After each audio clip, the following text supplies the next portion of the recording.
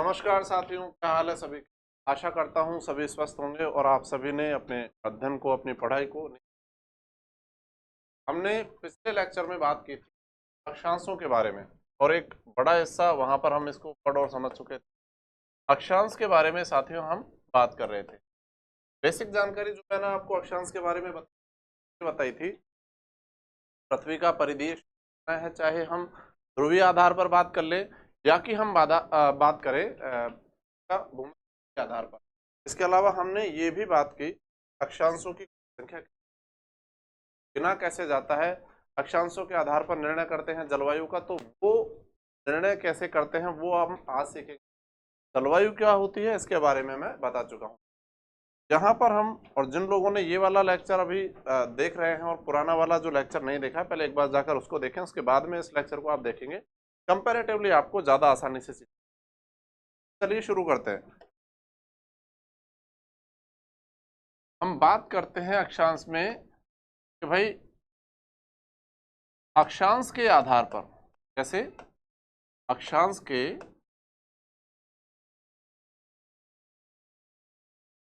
आधार पर जलवायु का वर्गीकरण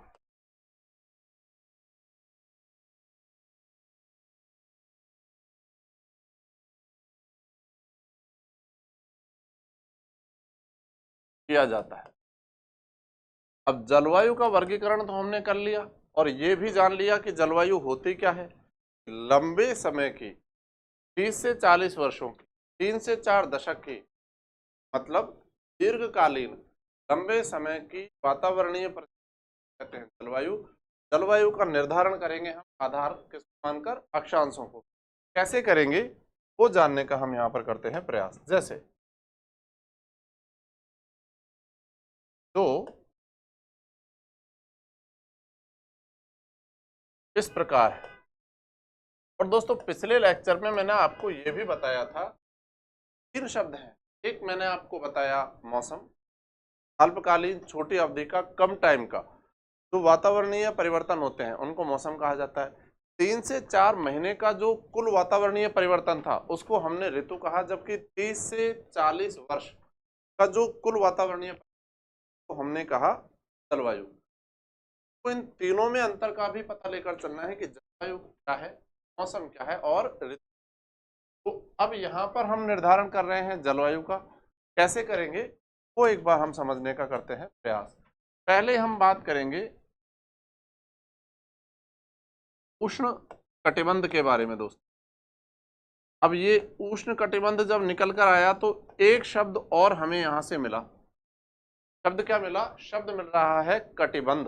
अभी कटिबंध का मतलब क्या है, सामान्य तरीके से अगर इसको समझें तो कटिबंध मतलब कमरबंध, बेल्ट। तो दो जो अक्षांश होते हैं ना दोस्तों, बात को ध्यान से समझिएगा, दो अक्षांशों के बीच का जो स्थान होता है कटिबंध, बेल्ट या जोन कहा जाता है। अब वो अक्षांश कोई सा भी हो सकता है, तो 0 से 1 डिग्री हो, 2 से 3 डिग्री हो, 80 से 81 डिग्री हो, या कोई सा भी अक्षांश। ये तो दो अक्षांशों के मध्य में है या अक्षांशों के मध्य में स्थित क्षेत्र को क्या कहते हैं हम? कटिबंध। निर्धारण कैसे करेंगे उस पर बात करते हैं। लिख दिया उष्ण कटिबंध। ये शब्द आया कहां से उष्ण, से हमको समझने की यहाँ पर जरूरत। ध्यान देंगे, मैंने आपको ये बताया था कि ये है हमारी पृथ्वी, और पृथ्वी के बीच से ये बिल्कुल जो काल्पनिक रेखा गुजरती है, जो वृत्त गुजरता है, उसे हमने नाम दिया था दोस्तों क्या? मध्य रेखा। इसी को हमने 0 डिग्री अक्षांश भी बोला था, या 0 डिग्री अक्षांश ये रेखा भी बोला था, वह भी मैं आप लोगों को बता चुका हूं। और इसी को एक नाम और हमने दिया था, नाम दिया था विषुवत रेखा। उसका कारण तो मैंने आपको बता दिया था कि विषुव की स्थिति होती है साल में 2 बार, 21 मार्च और 23 सितंबर को, जब सूरज इस वाली रेखा पर सीधा चमकता है, इस कहलाती है विषुव। और विषुव के कारण भूमध्य रेखा का एक नाम और निकल कर यहाँ पर आया, नाम निकल कर आया दोस्तों विषुवत, विषुवत रेखा। तो ये तीनों नाम यहाँ पर आ गए। ठीक है, अब मैंने ये बताया कि भाई ये जो विषुवत रेखा है इसके ऊपर वाला पूरा हिस्सा उत्तरी गोलार्ध था और नीचे वाला पूरा हिस्सा दक्षिणी गोलार्ध। क्योंकि दोस्तों पिछले क्लासों में बता चुका हूं, बार बार दोहराने का मतलब नहीं है, इसी वजह से मैं आपको बस बोलता हुआ चल रहा हूं। यहाँ एक लाइन और हमने उत्तरी गोलार्ध में बनाई थी और उत्तरी गोलार्ध में ये थी 23 डिग्री 30 मिनट, या इसी को दूसरी भाषा में बोले तो 23.5 डिग्री उत्तरी अक्षांश, 23.5 डिग्री उत्तरी अक्षांश रेखा। 23.5 डिग्री उत्तरी अक्षांश रेखा को हमने नाम एक और दिया दोस्तों। नाम क्या दिया? इसे हमने बोला कर्क रेखा या कर्क वृत्त। सभी अक्षांशीय वृत्त काल्पनिक वृत्त हैं। ठीक है, चाहे वो अक्षांश रेखीय चाहे वो कर्क रेखीय है, सब काल्पनिक। इसी प्रकार यहां हमने दक्षिण में देखा तो यहां पर भी एक 23.5 डिग्री के आधार पर हमने रेखा बनाई। दक्षिण अक्षांश, नाम दिया हमने इसे मकर रेखा। साथ ही दोस्तों एक बात और मैं यहां पर आपको बताता चलूं, हालांकि मैं पहले बता चुका हूं लेकिन फिर दोहरा देता हूं। कर्क रेखा भारत के लगभग मध्य से होकर गुजरती है, जबकि मकर रेखा ऑस्ट्रेलिया जो देश है उसके से होकर गुजरती है। ठीक है, अब हम बात कर रहे हैं क्या? हम बात कर रहे हैं उष्ण कटिबंध के बारे में। ठीक है, कटिबंध के बारे में बात कर रहे हैं। मैंने कहा कि उष्ण कटिबंध कहां से कहां। अब सूरज सीधा चमकेगा कहां पर? सूरज मान के चलिए ये रहा यहां पर सूर्य, और सूर्य की सबसे सीधे वाले क्षेत्र। अब आप खुद एक बार सामान्य परिप्रेक्ष्य में प्रयास करें, अगर सूरज की सीधी किरणें चमकेंगी, ठीक है, वह क्षेत्र ज्यादा गर्म होगा कम गर्म होगा? सामान्य सी बात है, यहाँ पर गर्मी ज्यादा होगी। और अगर गर्मी ज्यादा होगी तो उस क्षेत्र को हम क्या बोलेंगे दोस्तों? उस क्षेत्र को हम बोलेंगे उष्ण कटिबंध। ठीक है, उष्ण कटिबंध हम बोलेंगे, क्योंकि सूरज की सीधी किरणें यहाँ पर चमकती है इस वजह से। और वजह से क्वेश्चन क्या बनेगा? क्वेश्चन ये बनेगा कि उष्ण कटिबंध का विस्तार कुल मिलाकर तो कहां पर है? तो अगर डिग्री में बताना हो तो 23.5 उत्तरी अक्षांश से लेकर और 23.5 दक्षिणी अक्षांश रेखा तक। 23.5 डिग्री दक्षिणी अक्षांश रेखा तक। लेकिन अगर रेखाओं के नाम के आधार पर, तो रेखाओं के नाम भी हमने इनके पढ़े और समझे हैं। इसको बोलते हैं हम कर्क रेखा से लेकर, और इसको बोलते हैं हम मकर रेखा। मतलब कर्क रेखा से लेकर और मकर रेखा, वो क्या कहलाएगा यहाँ पर?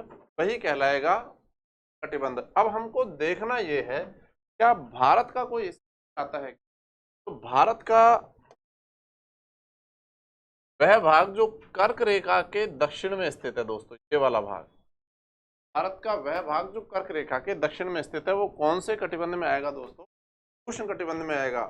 और इसको आप व्यावहारिक दृष्टिकोण से कर देखें कि आप जैसे जैसे उत्तर भारत से दक्षिण भारत की ओर जाते हैं, तुलनात्मक दृष्टि से दक्षिण भारत में सर्दियां पड़ती ही नहीं है, गर्मियां ही पड़ती है साल भर। गर्मियों का मतलब औसत तापमान 20 से 25 डिग्री सेंटीग्रेड के बीच ही रहता है, इससे ज्यादा नीचे नहीं जाता है। कभी दक्षिण भारत में ऐसा नहीं रहता है कि वहां पर तापमान जो है वो 0 पर चला गया। लेकिन उत्तर भारत क्योंकि दूर है ये हिस्सा, तो यहाँ पर सर्दियां भी पड़ती है। सूर्य का ताप इतना पता जितना दक्षिण भारत में पहुंचता है। एक तो ओवरऑल उष्ण कटिबंध का विस्तार कहां से कहां तक हो गया वो हमने यहां पर देखा। तो इसको क्या भाषा देंगे?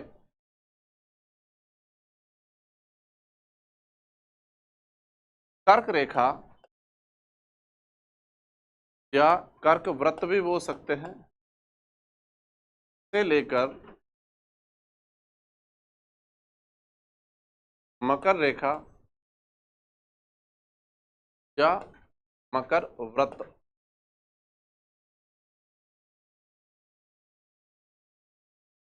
के बीच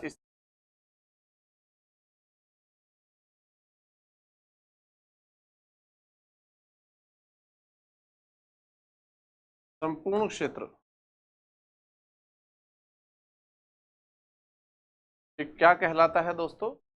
कटिबंध कहलाता है। लेकिन पूरा क्षेत्र, एग्जामिनर क्वेश्चन को बहुत अच्छे तरीके से अगर घुमाता है तो वो इस पूरे हिस्से को आपसे पूछेगा ही नहीं, आपसे पूछेगा इसका एक आधा हिस्सा। कैसे तो समझेंगे कि आपसे पूछ लिया कि भाई उत्तरी गोलार्ध में, अब उत्तरी गोलार्ध तो केवल कहां से कहां तक है? 23.5 डिग्री उत्तर तक। या भूमध्य रेखा से कर्क रेखा के बीच वाला भाग ही तो उत्तरी गोलार्ध होगा। तो आपसे पूछा जाएगा उत्तरी गोलार्ध में जो है उष्ण कटिबंध का विस्तार कहां से कहां तक होगा। तो फिर हम संपूर्ण क्षेत्र कर्क रेखा से और मकर रेखा वाला नहीं लेंगे। क्षेत्र कौन सा लेंगे? क्षेत्र लेंगे कि भाई साहब विषुवत रेखा या भूमध्य रेखा से लेकर कहां तक का, कर्क रेखा के बीच का संपूर्ण क्षेत्र, ये आएगा उत्तरी गोलार्ध में स्थित कौन सा कटिबंधीय क्षेत्र। तो आपको ये याद रखना है कि पूछा कितना है, जितना पूछा है उतना जवाब देना है। कैसे? आपको ओवरऑल पूछ लिया कि उष्ण का विस्तार कहां से कहां तक है, तभी तो हम बात करेंगे कर्क रेखा से मकर रेखा का। लेकिन आपसे पूछ लिया उष्ण कटिबंध का विस्तार केवल उत्तरी गोलार्ध में, तो भूमध्य रेखा से कर्क रेखा या 0 डिग्री अक्षांश रेखा से और 23.5 डिग्री अक्षांश रेखा। इसी प्रकार हो सकता है आपसे पूछ लिया जाए कि दक्षिण गोलार्ध में कहां से कहां तक है, तो दक्षिण गोलार्ध में यहां से आता जाएगा। मतलब भूमध्य रेखा से और मकर रेखा के, ये यहाँ पर अंतर निकल कर आता है कि आपको क्वेश्चन लैंग्वेज को बदलना है। फिलहाल इस वाली लाइन को यहाँ पर हम भाषा कैसे देंगे? हम भाषा इसे ऐसे देंगे,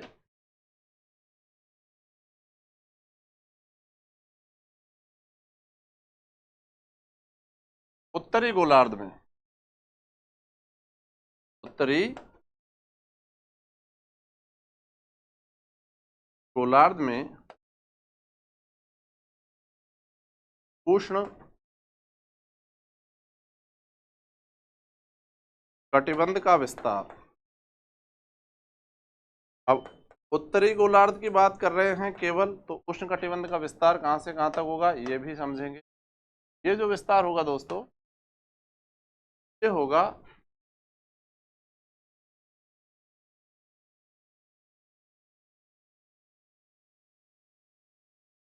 0 डिग्री अक्षांश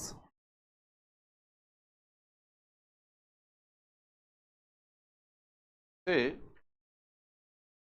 23.5 डिग्री अक्षांश। ठीक है, क्योंकि यहाँ पर यही आएगा, पूरा का पूरा हिस्सा तो आएगा नहीं। 0 डिग्री अक्षांश से 23.5 डिग्री अक्षांश, और वो भी कौन सा? उत्तरी के मध्य स्थित संपूर्ण क्षेत्र। अब एक बार इस डायग्राम को देखकर हमको ये समझने की जरूरत है, क्या भारत का कोई हिस्सा उष्ण कटिबंधीय आता है? तो हम यहाँ पर समझने का प्रयास करेंगे भारत का कौन सा हिस्सा आता है। ये कर्क रेखा के नीचे वाला दोस्तों जो संपूर्ण भारतीय क्षेत्र आएगा, कौन से ताप कटिबंध में? उष्ण ताप कटिबंध पर आएगा। तो इस चीज को आप ध्यान देंगे।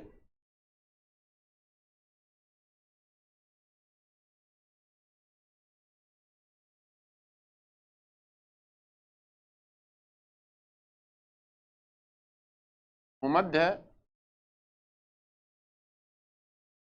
या विषुवत रेखा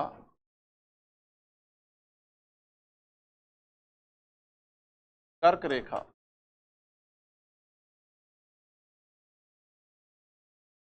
मध्य स्थित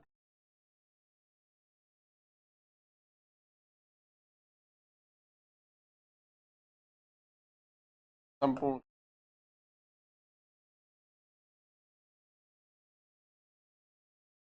उष्ण कटिबंध में आता है दोस्तों।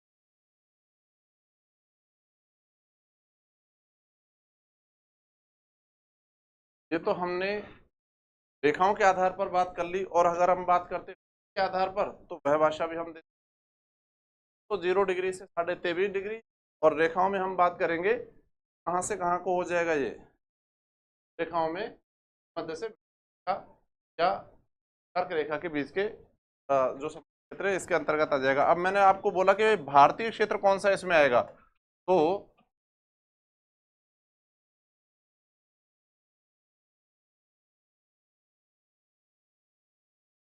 भारत का कर्क रेखा के दक्षिण में स्थित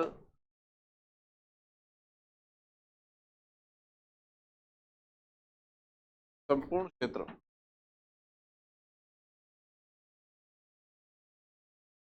उष्ण ताप कटिबंध में आता है। ठीक है, तो कर्क रेखा के जो नीचे है, साउथ में है, दक्षिण में, सारा का सारा क्षेत्र पूर्ण रूप से किस में आ जाएगा दोस्तों, उष्ण ताप कटिबंध या उष्ण कटिबंध के अंतर्गत यहाँ पर उसको किया जाएगा। ये तो हमने बात की केवल और केवल उष्ण कटिबंध की, लेकिन इससे आगे जब हम बढ़ते हैं तो हम अगला ताप कटिबंध भी यहाँ पर जानने का प्रयास करेंगे। अगला ताप कटिबंध कौन सा होगा दोस्तों, तो ध्यान देंगे। देखिए यहाँ पर तो सूर्य की किरणें पड़ती ज्यादा तेज पड़ती है, लेकिन आप ये भी एग्री करेंगे कि जैसे हम यहाँ 0 डिग्री से और ऊपर या उत्तर की ओर बढ़ेंगे तो एक और काल्पनिक रेखा या वृत्त आता है, इसे हम बोलते हैं 66.5 डिग्री उत्तरी अक्षांश रेखा, या दूसरे तरह से बोले तो 66.5 डिग्री उत्तरी अक्षांश रेखीय वृत्त। और इसी को अगर हम डिग्री की बजाय रेखा में बोलना चाहें तो कौन सा, इसे बोला जाता है दोस्तों आर्कटिक रेखा। आर्कटिक रेखा क्यों बोलते हैं, या आर्कटिक सर्कल, आर्कटिक वृत्त क्यों बोलते हैं, कारण सिंपल सा है। कारण यह है क्योंकि इसका मैक्सिमम ऑफ पार्ट वो थ्रू करता है, निकलता है कहां से, आर्कटिक महासागर से। और यही कारण है कि इसको नाम ही क्या दे दिया गया, आर्कटिक रेखा। और आर्कटिक रेखा क्योंकि कौन से गोलार्ध में पड़ रही है, 0 डिग्री के ऊपर में है, उत्तर में है, इसको क्या कहा जाता है, उत्तरी अक्षांश रेखा कहा जाता है। जैसे यहाँ पर उत्तरी अक्षांश रेखा, इसी प्रकार यहाँ दक्षिण में भी दोस्तों 66.5 डिग्री पर एक रेखा निकल कर आएगी, लेकिन ये तो थी उत्तर में और ये है दक्षिणी अक्षांश रेखा।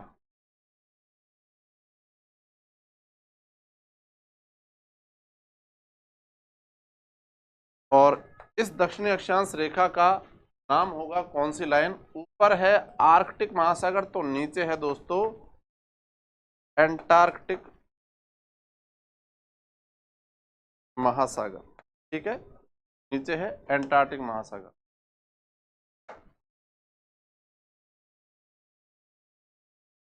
एंटार्कटिक रेखा,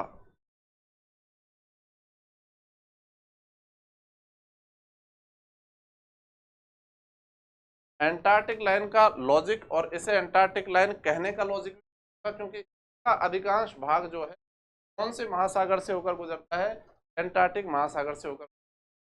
अब यहाँ देखने और समझने वाली बात दोस्तों जो ये होगी कि सूरज की जो किरणें हैं वो तुलनात्मक दृष्टि से तिरछी पड़ेंगी किस क्षेत्र में, किस क्षेत्र में, तुलनात्मक दृष्टि से तो पड़ेंगी, और क्योंकि यहाँ पर उष्ण कटिबंध की तुलना में फैलेंगी, और फैलेंगी तो उनका ताप जो है वह भी कम हो जाएगा, और इसीलिए इस क्षेत्र को उष्ण ना कहकर क्या पुकारा जाएगा, इसे ही कहा जाएगा दोस्तों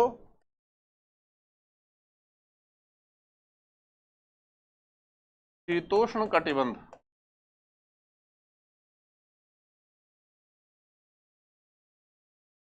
क्या कहेंगे, शीतोष्ण कटिबंध। और यहां पर भी यही क्षेत्र क्या कहलाएगा दोस्तों, शीतोष्ण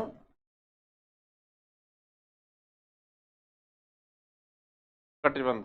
अब ये समझना है शीतोष्ण कटिबंध का मतलब शीत और उष्ण, यहाँ पर गर्मी इस क्षेत्र में तो पड़ती है कम और इस क्षेत्र में पड़ती है ज्यादा, और उष्ण भी है, नाम ही पड़ गया शीतोष्ण।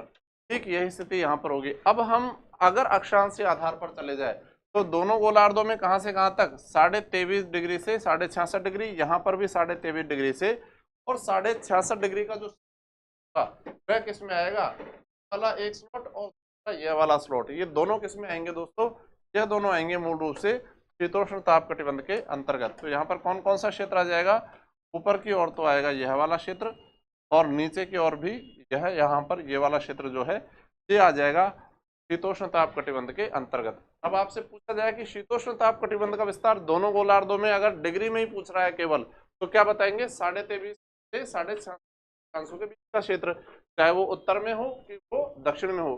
लेकिन वापस से समझने वाली बात यह है कि अगर आपको बोला जाएगा कि भाई साहब रेखाओं के आधार पर इनका नाम क्या रखेंगे, तो उत्तरी गोलार्ध में आप यहाँ पर ये देख रहे हैं कि कर्क रेखा से लेकर और आर्कटिक रेखा के बीच का संपूर्ण भाग आएगा क्या, शीतोष्ण कटिबंध में। और ठीक इसी तरह से दक्षिणी गोलार्ध में कौन सी रेखा, मकर रेखा से लेकर और एंटार्क्टिक रेखा के बीच का संपूर्ण भाग आएगा किसमें, ये भी आएगा शीतोष्ण ताप कटिबंध। अब इसको गौर से देखकर एक बार आप पहचानने का प्रयास कीजिए, जब भारत का कोई हिस्सा इस क्षेत्र में आता है क्या, हाँ जी आता है, कौन सा, ये वाला हिस्सा। तो कर्क रेखा के ऊपर वाला जो भाग है वो मूल रूप से शीतोष्ण कटिबंध में आता है, और कर्क रेखा के जो नीचे वाला भाग है उष्ण ताप कटिबंध में आता है। तो दो फैक्ट यहां से निकल कर आए। पहली बात तो जो निकल कर आई है ये कि भारत का संबंध उष्ण ताप कटिबंध से भी है और शीतोष्ण ताप कटिबंध है, दोनों ही ताप कटिबंधों से इसका संबंध है। तो ये बात यहाँ पर क्लियर, ठीक, तो ये बात समझ लीजिएगा। अब इसको एक बार भाषा देने का प्रयास करते हैं।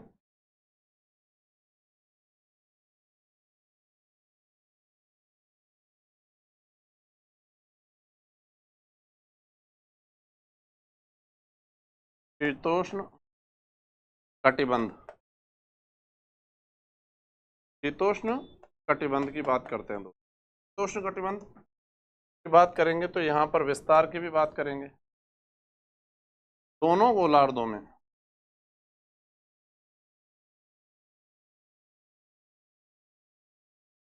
दोनों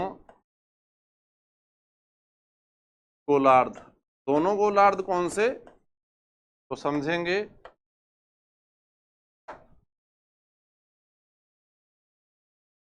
उत्तर एवं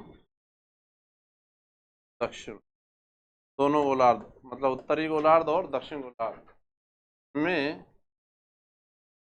कितने डिग्री से कितने डिग्री दोस्तों, 23.5 डिग्री, या इसी को दूसरी भाषा में कैसे लिख सकते हैं, 23.5 डिग्री से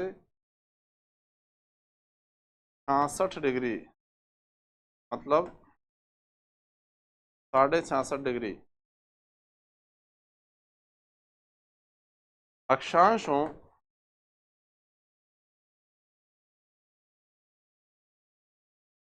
के बीच स्थित,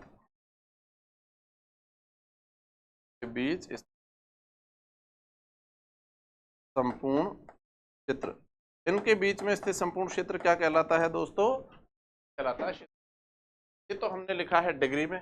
अब अगर इसी को भाषा में नाम देना हो, रेखा के आधार पर बताना हो, तो फिर कैसे बताएंगे, उत्तरी गोलार्ध में कहां से कहां को होगा, यहां पर समझिए, उत्तरी गोलार्ध में कहां से कहां को होगा, कर्क रेखा से आर्कटिक रेखा, दक्षिण गोलार्ध में कहां से, मकर रेखा से एंटार्क्टिक रेखा। तो ये हमको समझना है, यहाँ पर क्या समझना है, ध्यान देंगे, क्या करके लिखेंगे, वहां पर तो डिग्री, वहां पर उत्तरी गोलार्ध, उत्तरी गोलार्ध में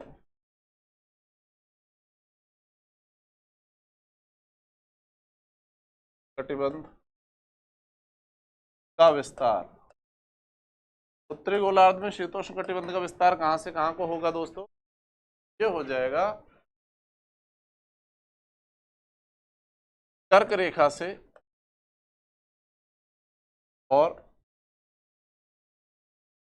आर्कटिक रेखा,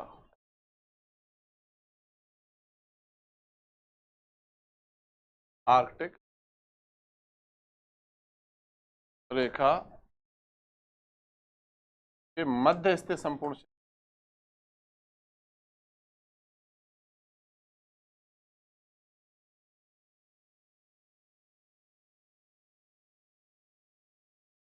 ठीक, और इसी प्रकार दक्षिणी गोलार्ध में अगर हम बात कर ले,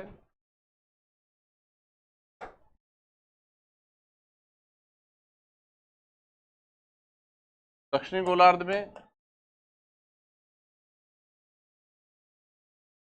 तो कौन सी रेखा हो जाएगी? मकर रेखा। मकर रेखा के एंटार्कटिक रेखा। मकर रेखा से कौन सी रेखा? एंटार्कटिक रेखा।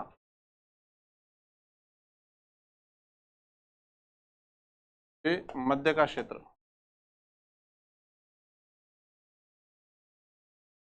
ये भी किस में आ जाएगा दोस्तों? ये भी आ जाएगा शीतोष्ण ताप कटिबंध में। लास्टली हमने यहाँ ये देखा कि भारत का कौन सा क्षेत्र पड़ता है। भारत का कर्क रेखा के दक्षिण में। ये चीज हम यहाँ पर ध्यान रखेंगे। कर्क रेखा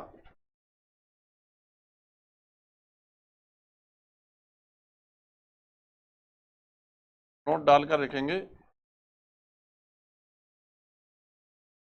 भारत का कर्क रेखा के दक्षिण में स्थित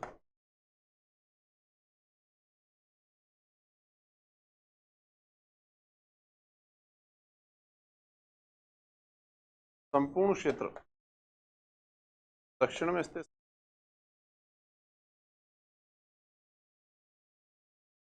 शीतोष्ण ताप कटिबंध में आता है।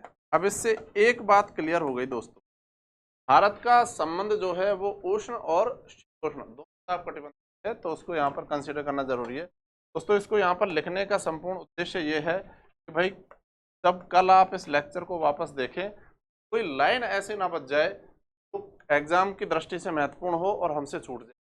हम उसको अवॉइड नहीं कर सकते। यहाँ पर भाई हमारा अंतिम उद्देश्य क्या होना चाहिए कि क्वेश्चन बन जाना चाहिए।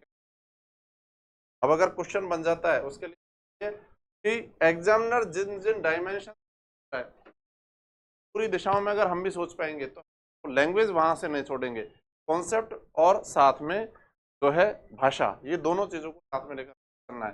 तो भारत का संबंध, भारत का संबंध उष्ण एवं शीतोष्ण दोनों ताप कटिबंध से है। ठीक है, तो यहां पर हमने उष्ण और शीतोष्ण ताप कटिबंधों के बारे में बात कर ली। इसके बाद आगे बढ़ते हैं और बात कर लेते हैं अंतिम तापीय कटिबंध के बारे में। जैसे हम बोलेंगे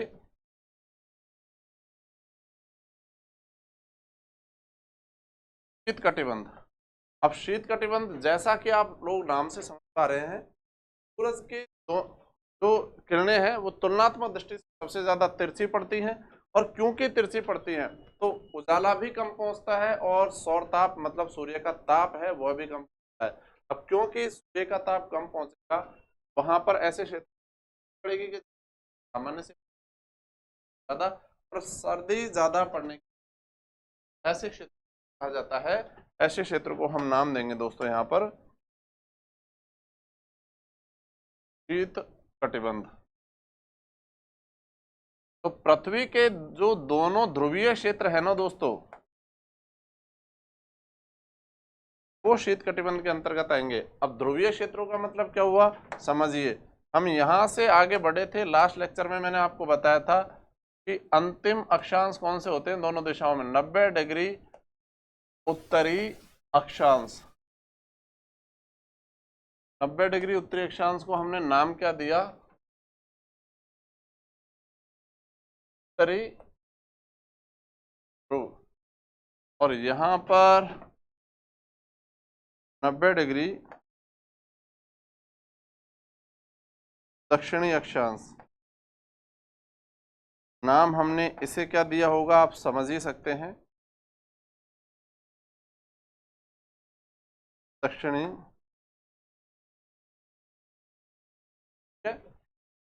तो अब कटिबंध के विस्तार के बारे में बात करते हैं।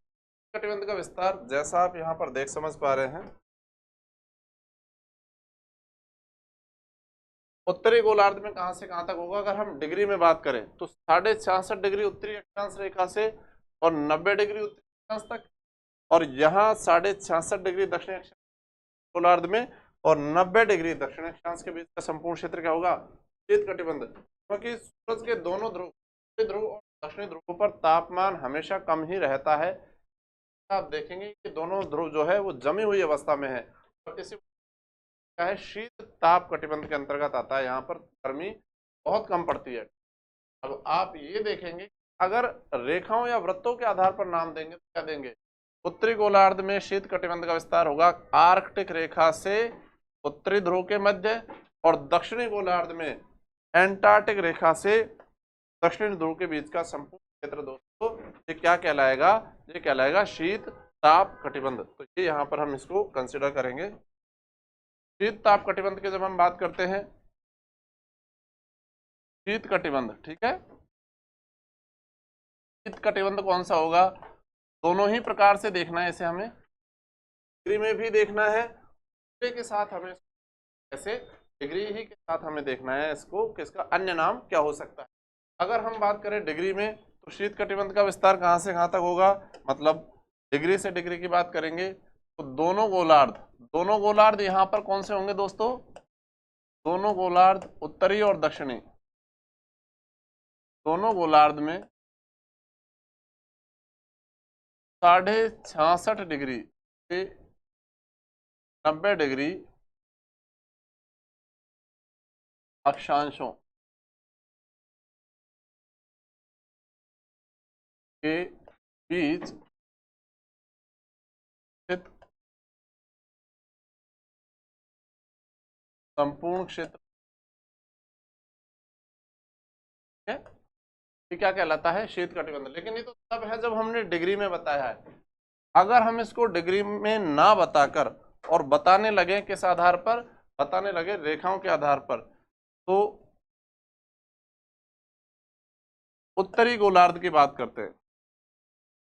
उत्तरी गोलार्ध में शीत कटिबंध का विस्तार कहां से कहां तक होगा दोस्तों। उत्तरी गोलार्ध में शीत कटिबंध का विस्तार मैंने अभी आपको मैप में दिखाया, कहां से कहां तक, आर्कटिक रेखा से और उत्तरी ध्रुव, ठीक है। तो आर्कटिक रेखा से, आर्कटिक रेखा से उत्तरी ध्रुव के मध्य का क्षेत्र, मध्य का क्षेत्र। और इसी प्रकार अगर हम इसी की बात करें दक्षिणी गोलार्ध में, तो दक्षिणी गोलार्ध में आप क्या बोलेंगे इसे, दक्षिणी गोलार्ध में साथियों में से बोलेंगे दक्षिण गोलार्ध में एंटार्कटिक रेखा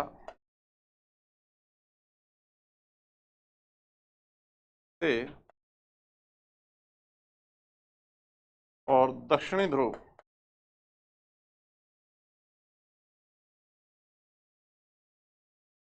के मध्य का संपूर्ण क्षेत्र।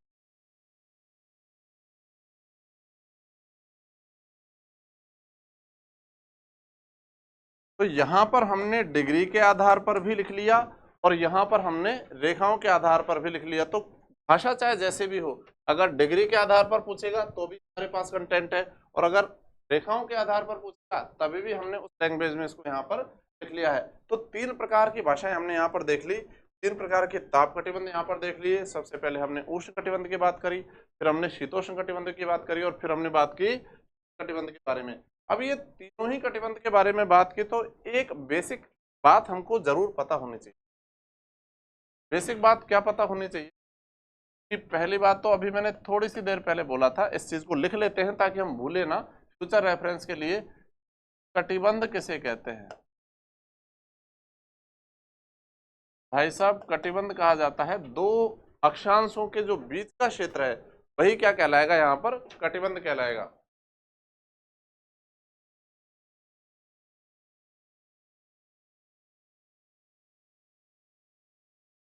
अक्षांशों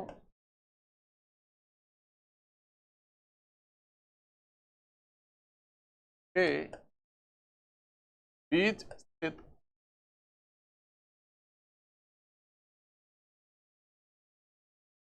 संपूर्ण क्षेत्र क्या कहलाता है? कटिबंध।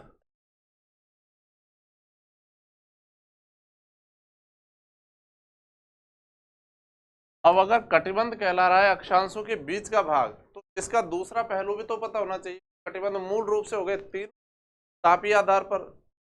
सबसे पहले कौन सा हुआ? उष्ण कटिबंध। उष्ण कटिबंध को उच्च कटिबंध के नाम से भी जाना जाता है। इसी प्रकार मध्य कटिबंधों के नाम से जाना जाता है। किसे ये बोला जाता है? 23.5 से 66.5 वाले। और निम्न कटिबंध बोला जाता है किसे? निम्न कटिबंध बोला जाता है कहां से कहां तक? 66.5 से और 90 डिग्री अक्षांशों के बीच। तो अब अगली लाइन यहां पर क्या लिखेंगे?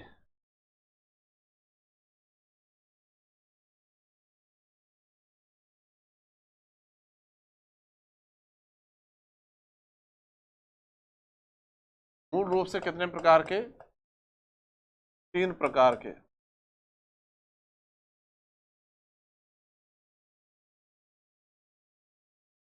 तीन प्रकार कौन कौन से हो गए दोस्तों?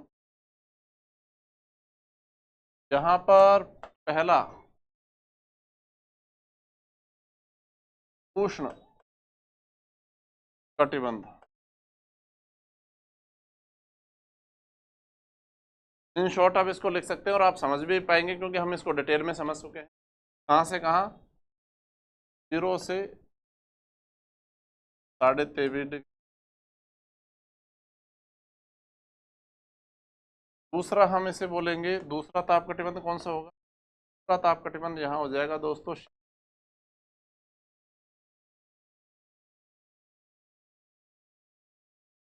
शीतोष्ण कटिबंध का विस्तार भी देखें अगर, ये कहाँ से कहाँ तक होगा दोस्तों? ये होगा 23.5 डिग्री से 66.5 डिग्री, दोनों ही गोलार्धों में। ठीक है। और इस प्रकार बात अगर कर ली जाए तीसरे ताप कटिबंध की, तीसरा है शीत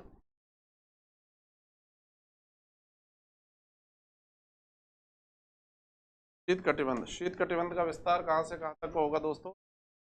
66.5 से और 90 डिग्री के बीच का संपूर्ण जाएगा शीत कटिबंध। अच्छा, इन्हीं को अन्य नामों से भी अगर जाना जाएगा, क्या नामों से जाना जाएगा? यह है उच्च ताप कटिबंध, क्योंकि आधार तो तापमान ही रखा गया है ना, तो उच्च ताप कहाँ पर रहेगा? यहाँ पर ही रहेगा। और दूसरा मध्य ताप कटिबंध।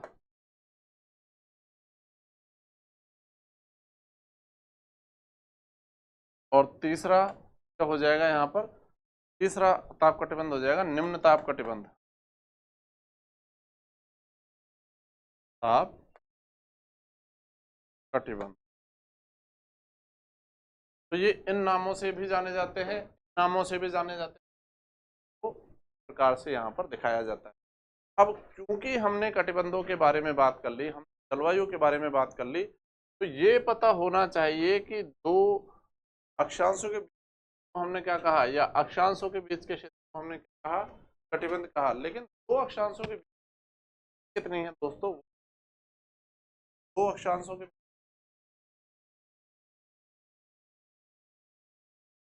तो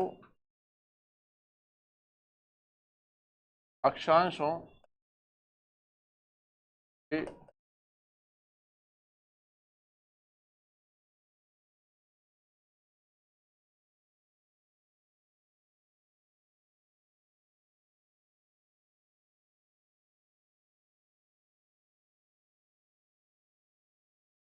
लगभग समान, और ये कितनी होती है? 111.13 किलोमीटर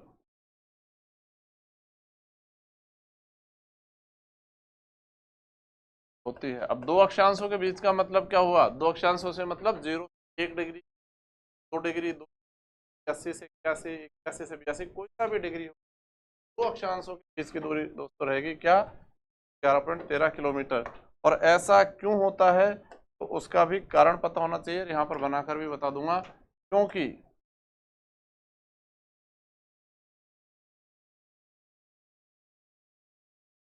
अक्षांश एक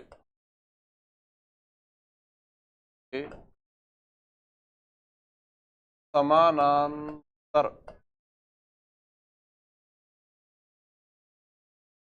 अब एक दूसरे के समानांतर होते हैं, के बीच की दूरी भी समान होती है। अब समानांतर कैसे होते हैं उसको एक बार हल्का सा यहाँ पर समझने का कीजिए प्रयास आप।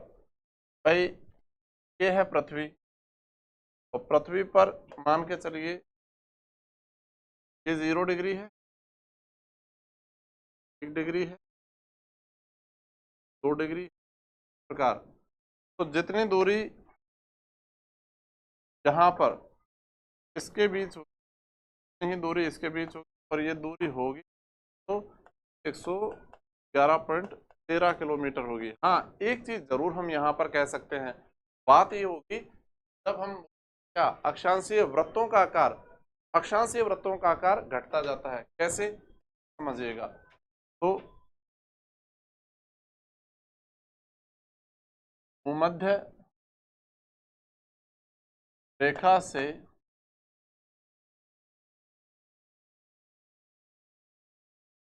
मुंह की ओर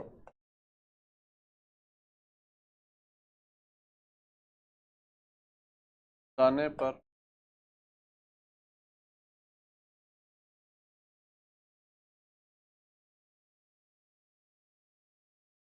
अक्षांशों का आकार, अक्षांशीय अक्षांशीय वृत्तों का आकार, अक्षांशीय वृत्तों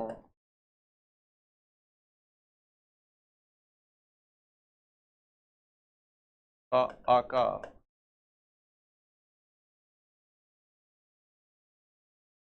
का जाता। ये तो एक बात हुई। इसी को अगर दूसरी भाषा में बोले तो एवं इसका विपरीत।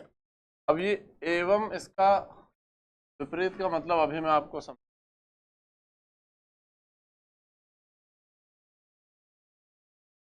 यूं समझिए इसको, जहां हम बनाते हैं पृथ्वी, और पृथ्वी पर हमने अक्षांशीय वृत्त बनाना किया शुरू। ये अक्षांशीय वृत्त सबसे बड़ा वृत्त होगा, बृहद वृत्त बोला जाता है, इसलिए कौन सा? भूमध्य रेखीय वृत्त। अब यहां से जैसे जैसे आप बढ़ेंगे उत्तरी ध्रुव की ओर, या बढ़ेंगे आप दक्षिणी ध्रुव की ओर, इन अक्षांशीय वृत्तों का आकार आप एक बार सामान्य रूप से देखिए, घटेगा कि बढ़ेगा? ये जो है छोटा ही होता जाएगा।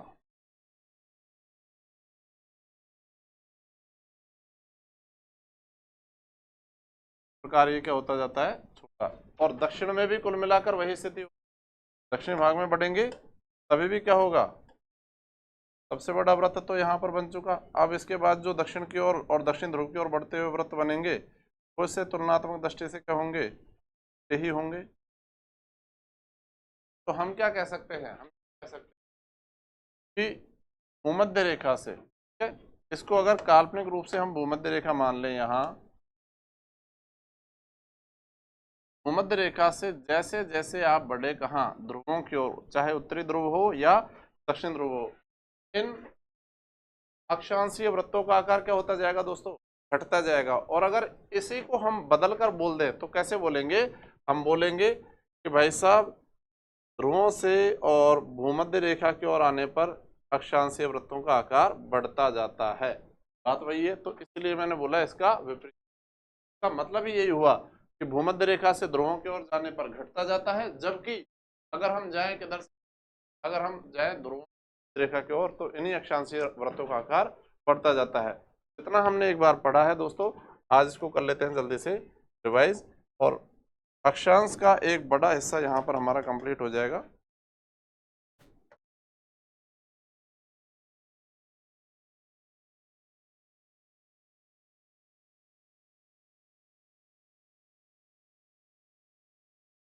ध्यान देंगे, मैंने बताया था आप लोगों को क्या, अक्षांश, अक्षांश के आधार पर जलवायु का वर्गीकरण करते हैं। ठीक है, जलवायु क्यों क्या होती है वो मैंने आपको बताया। जलवायु क्या होती है, लंबे समय की 30 से 40 वर्षों की औसत जलवायुवीय परिस्थितियां, वातावरणीय परिस्थितियां, वो क्या कहलाती है, जलवायु। अब जलवायु का वर्गीकरण किया हमने अक्षांशों के आधार पर, कैसे करना शुरू किया, तो सबसे पहले हमने निर्णय किया उष्णकटिबंध का। उष्णकटिबंध कहाँ से कहाँ तक, सो भाई साहब कर्क रेखा या कर्क वृत्त से लेकर मकर रेखा या मकर वृत्त के बीच का जो संपूर्ण क्षेत्र था, ये वाला संपूर्ण क्षेत्र क्या कहलाया, ये वाला संपूर्ण क्षेत्र कहलाया उष्ण कटिबंध। ठीक है, तो हमने बात यहाँ पर यही की कि उष्ण कटिबंध का संपूर्ण क्षेत्र। लेकिन आपसे केवल पूछ ले केवल उत्तरी गोलार्ध में कहाँ से कहाँ तक होगा, तो उत्तरी गोलार्ध में उष्ण कटिबंध का विस्तार अगर डिग्री में पूछ लिया जाए तो ये देखिए यहाँ 0 डिग्री से लेकर और 23.5 डिग्री का संपूर्ण क्षेत्र दोस्तों ये किसके अंतर्गत आ जाएगा, यह आ जाएगा उष्ण कटिबंध के अंतर्गत। ठीक इसी प्रकार अगर आपसे पूछा जाएगा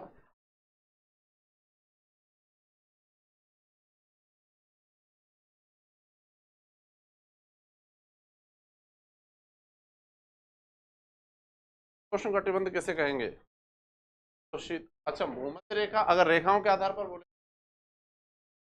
कर्क रेखा के मध्य का संपूर्ण भाग किसमें आएगा, ये उष्ण कटिबंध में आएगा।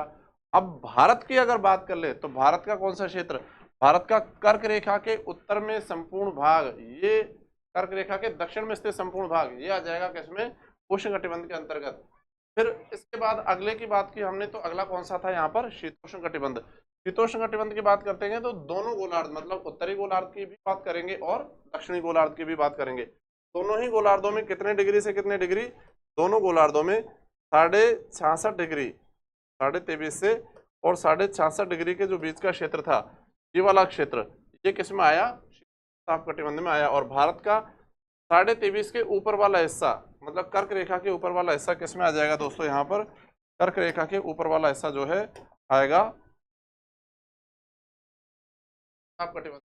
दोनों गोलार्धों में 23.5 66 के बीच का संपूर्ण भाग ये आ जाएगा शीतोष्ण ताप कटिबंध में।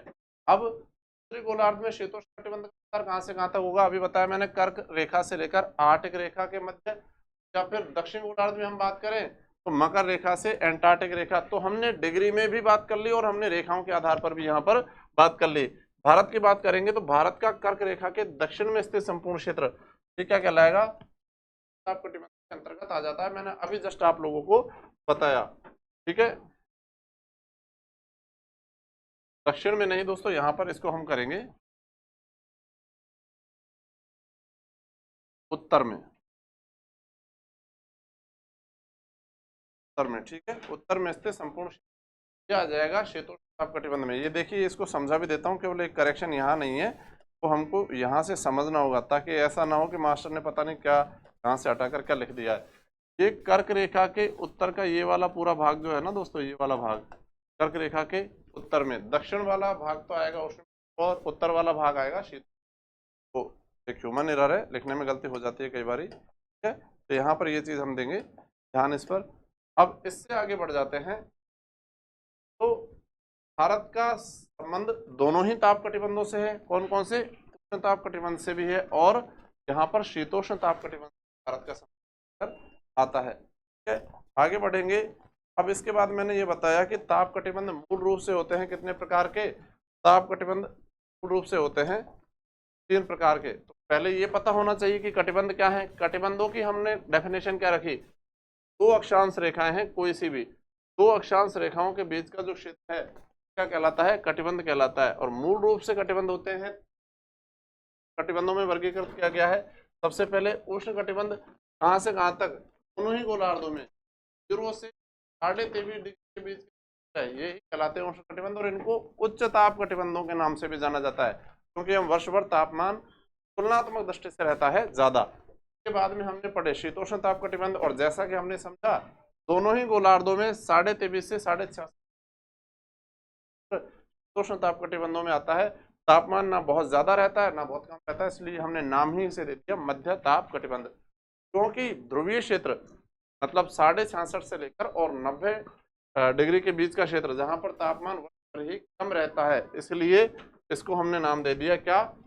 निम्न ताप कटिबंध। और इसी को हम दूसरी तरह से बोलते हैं शीत कटिबंध। तो ये लॉजिक आपको समझ में आया होगा क्यों कहा जाता है, ठीक है। अब आगे इसके बात करें, दो अक्षांशों के बीच की दूरी होती है लगभग बराबर। कितनी रहती है?